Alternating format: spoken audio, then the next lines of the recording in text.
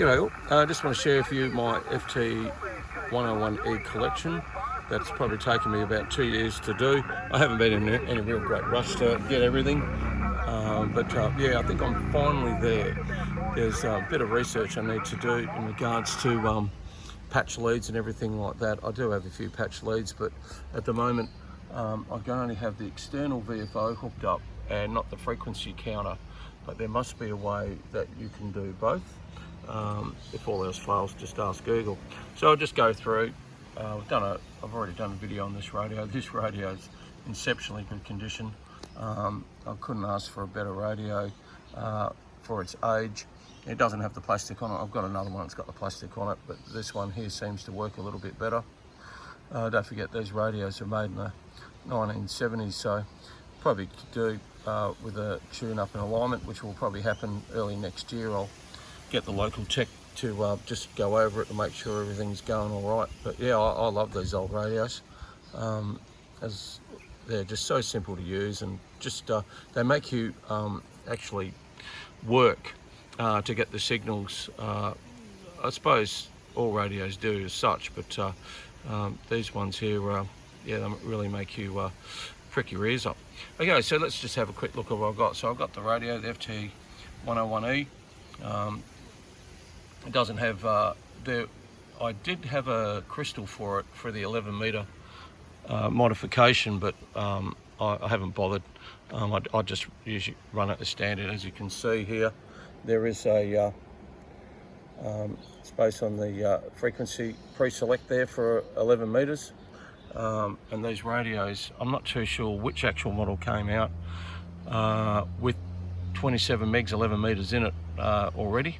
It might have been the 101B or something like that. I'm not too sure. It's a bit before my time. Okay, so everyone knows the FT101E. I'm not going to go through all the details, but we'll move over to the external VFO, which I was really happy to get. This one's in really good nick. Works really well. What I'll do at the moment, let's have a listen. Got a few Aussies coming in there, but what I'll do, see I'm on the internal VFO, so what I'll do, I'll just switch it over to the external VFO. Currently we're on about 7.150, I suppose, and now we're getting a bit of, I would say, Japan. It's about 6:30 at night. It could be Indonesia, but they are on 7.1. Geez, 7.180. I would assume somewhere around there, give or take. But yeah, the external VFO works really well. Just turn it back again. Also, I've got the Yaesu IC601B frequency counter. This is the upgrade to the YC601, which had the green LEDs. This has got the red LED readout. Six of one, half a dozen the other. I think they both did a great job. Really lucky to get that. Now over here, I've got a external speaker and obviously patch facility as well, for a phone or something like that, where you want to, however you wanted to do it. I have missed out on a couple of original speakers for this radio set as such. It didn't have any of this, it just had the full grill. But I do have a FTDX 400 and FTDX 560, which this probably suits.